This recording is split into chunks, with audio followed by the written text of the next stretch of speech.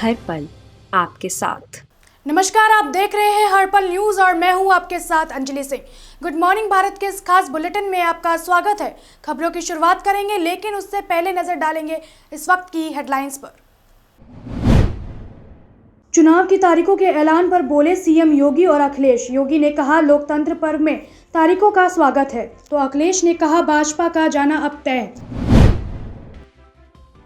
विधानसभा चुनाव की तारीखों का ऐलान होते ही यूपी और उत्तराखंड में लागू आचार संहिता लगाते ही राज्यों में हट गए चुनावी पोस्टर।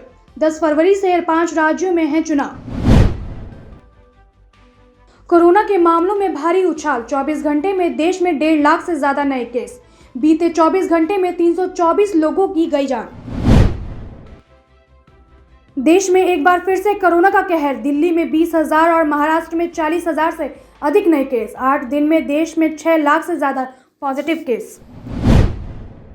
यूपी चुनाव 2022 के लिए तारीखों का ऐलान हो गया है। मतदान का पहला चरण 10 फरवरी को होगा, जबकि 10 मार्च को नतीजे की घोषणा कर दी जाएगी।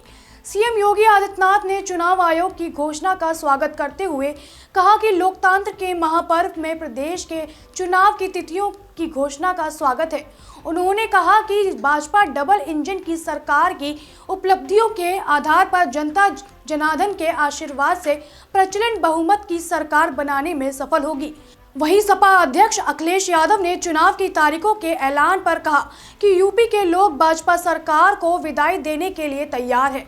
चुनाव की तारीखें प्रदेश में बड़ा परिवर्तन करेंगी। चुनाव आयोग को ये देखना चाहिए कि भाजपा के लोग दिशा निर्देश का पालन करेंगे। चुनाव लोकतंत्र का उत्सव है। भारत निर्वाचन आयोग ने देश के सबसे बड़े राज्य उत्तर प्रदेश समेत 5 राज्यों में विधानसभा चुनावों की घोषणा की है। उत्तर प्रदेश पिछले 5 वर्षों के दौरान प्रधानमंत्री मोदी जी के मार्गदर्शन में, उनकी प्रेरणा से बदलाव और विकास की एक नई राह पर चला है। नए भारत के नए उत्तर प्रदेश में लोकतंत्र का ये महापर्व का हम हृदय से स्वागत करते हैं। 10 मार्च 2022 को जब उत्तर प्रदेश विधानसभा चुनाव के परिणाम आएंगे तो भारतीय जनता पार्टी प्रचंड बहुमत के साथ जनता जनार्दन का आशीर्वाद प्राप्त करने में सफल होगी। चुनाव आयोग ने शनिवार को देश के 5 राज्यों में विधानसभा चुनाव की तारीखों की घोषणा कर दी है। विधानसभा चुनाव की अधिसूचना जारी होते ही 5 राज्यों में आदर्श चुनाव आचार संहिता भी लागू हो गई है। मुख्य चुनाव आयुक्त सुशील चंद्रा ने बताया कि 5 राज्यों में कुल 7 चरणों में मतदान होने हैं। यूपी की 403 विधानसभा सीटें के लिए भी 7 चरणों में वोटिंग होगी। पहले चरण के चुनाव 10 फरवरी को होंगे, जबकि दूसरे चरण के लिए मतदान 14 फरवरी, तीसरे चरण के लिए 20 फरवरी, चौथे चरण के लिए 23 फरवरी, 5वें चरण के लिए 27 फरवरी और छठे फेज के लिए 3 मार्च और 7वें फेज के लिए 7 मार्च की तारीख तय की गई है। उत्तराखंड की 70 विधानसभा सीटें के लिए मतदान 14 फरवरी को होने हैं। विधानसभा चुनाव 2022 के नतीजे 10 मार्च को आएंगे। भारतीय निर्वाचन आयोग ने 5 राज्यों में विधानसभा चुनाव के कार्यक्रम का ऐलान कर दिया है। बता दें, ये 5 राज्य उत्तर प्रदेश, उत्तराखंड, पंजाब, मणिपुर और गोवा हैं। साथ ही आपको बता दें कि चुनाव के दौरान किसी तरह की गड़बड़ी होने पर मतदाता शिकायत कर सकेंगे।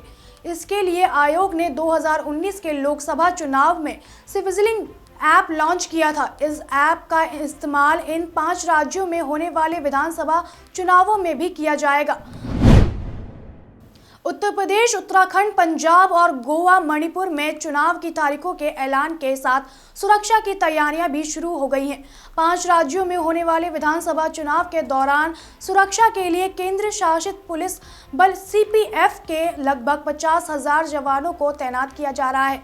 जानकारी के मुताबिक इन जवानों का एक बड़ा हिस्सा उत्तर प्रदेश भेजा जा रहा है, जहां की 403 विधानसभा सीटों पर 7 चरणों में मतदान होना है। इन राज्यों में से उत्तर प्रदेश में 7 चरणों में मतदान होना है। कांग्रेस की राष्ट्रीय महासचिव प्रियंका गांधी वाड्रा ने फेसबुक लाइव के माध्यम से कार्यकर्ताओं से वर्चुअली संवाद किया।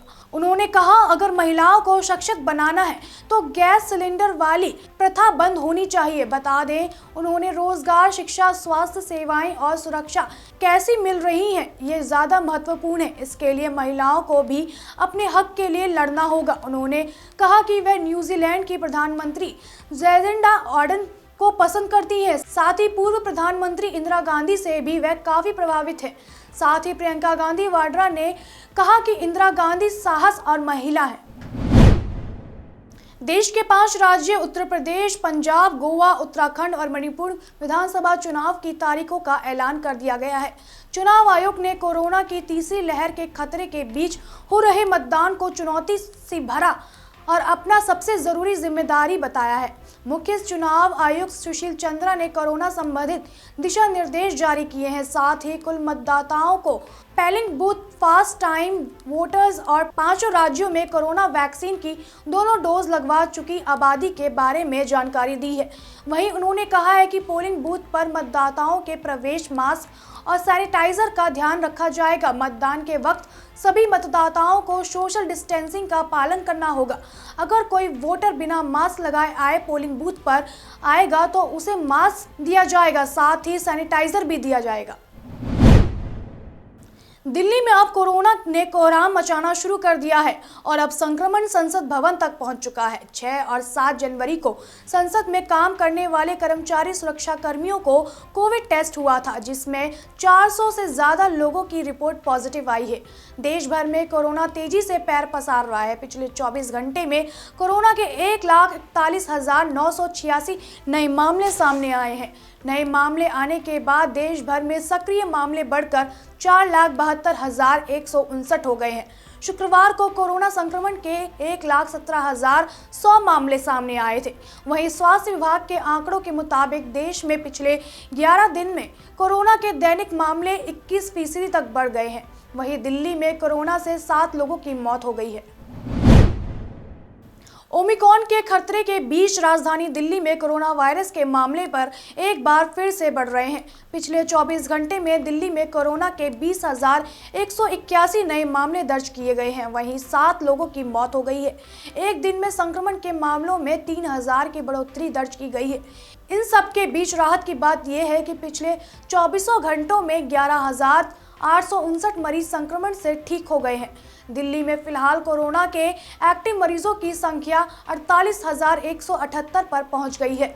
साथ ही अस्पतालों में 1,586 मरीज एडमिट हैं। आंकड़ों के मुताबिक दिल्ली में अभी 25,909 मरीज होम आइसोलेशन में अपना इलाज करा रहे हैं। किशोरों के बाद अब कोरोना वैक्सीन को एहतियात खुराक देने के लिए भी दिल्ली तैयार है। सोमवार में राजधानी के सभी केंद्रों पर यह खुराक उपलब्ध होंगी। बता दें, इसके लिए फोन पर मैसेज आने लगेंगे। साथ ही 10 जनवरी में स्वास्थ्य कर्मचारी, फ्रंटलाइन वर्क और पहले से बीमार 60 वर्षीय या उससे अधिक आयु वाले वैक्सीन की तीसरी यानी एहतियात खुराक ले सकते हैं। साथ ही आपको बता दें कि इनमें से किसी को भी खुराक लेने के लिए दोबारा कोविन वेबसाइट पर पंजीयन कराने की जरूरत नहीं है। टीकाकरण केंद्र पहुंचने के बाद अपना मोबाइल नंबर बताते ही आपका पंजीयन अपडेट हो जाएगा और तीसरी खुराक भी मिल जाएगी। महाराष्ट्र में कोरोना के बढ़ते संक्रमण को काबू में करने के लिए सरकार ने नया प्रतिबंध लगाया है। बता दें, अब महाराष्ट्र सरकार ने भी रात 11 बजे से सुबह 5 बजे तक नाइट कर्फ्यू लगा दिया गया है। बता दें, रविवार की रात से ही नाइट कर्फ्यू लागू हो गया है। साथ ही आपको बता दें कि महाराष्ट्र में शनिवार को ओमिक्रॉन वेरिएंट के 133 नए मामले सामने आने के बाद अब तक कुल मामलों की संख्या बढ़कर 1,009 हो गई है। आपको बता दें कि नई नियमावली के अनुसार रात 11 बजे से सुबह 5 बजे तक सिर्फ जरूरी काम के लिए लोग घरों से बाहर निकल सकेंगे। स्कूल, कॉलेज 15 फरवरी तक बंद है। काशी विश्वनाथ धाम में श्रद्धालुओं को थर्मल स्क्रीनिंग और सैनिटाइजर के बाद अब मंदिर में प्रवेश मिलेगा। बिना मास्क के मंदिर में अब किसी को भी प्रवेश नहीं दिया जाएगा। बता दें कि कोरोना संक्रमण की बढ़ती रफ्तार को देखते हुए श्री काशी विश्वनाथ धाम में कोविड हेल्प डेस्क स्थापित कर दी गई है। साथ ही काशी विश्वनाथ धाम के लोकार्पण के बाद देश भर से श्रद्धालुओं की भीड़ उमड़ पड़ी है। शासन ने मंदिर में भीड़ को नियंत्रित करने के लिए भीड़ प्रतिबंध व्यवस्था लागू करने के निर्देश दिए हैं। इसके तहत अब मंदिरों में झांकी दर्शन की व्यवस्था को स्थायी तौर पर लागू करने की तैयारी की जा रही है। आपको बता दें कि 13 दिसंबर के बाद 20 लाख से ज्यादा श्रद्धालुओं ने बाबा दरबार में हाजिरी लगाई है। सीएम योगी आदित्यनाथ ने काशी विश्वनाथ धाम में 6 जनवरी को निरीक्षण के दौरान भीड़ के इंतजाम का जायजा लिया था। उन्होंने अधिकारियों से श्रद्धालुओं की सुविधा के लिए भीड़ प्रतिबंध पर इंतजाम करने के निर्देश दिए हैं। वेस्ट यूपी में मौसम का मिजाज बदला हुआ है। यहां लगातार बारिश हो रही है। मौसम वैज्ञानिकों के अनुसार कि 9 जनवरी तक ऐसा ही मौसम बना रहेगा, बल्कि ओले भी गिर सकते हैं।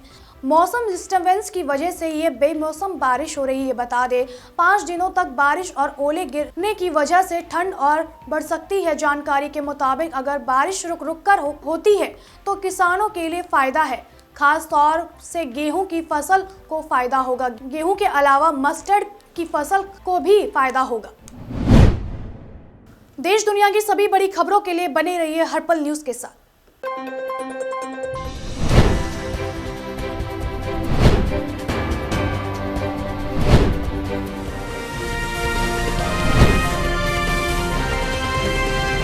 हर पल आपके साथ।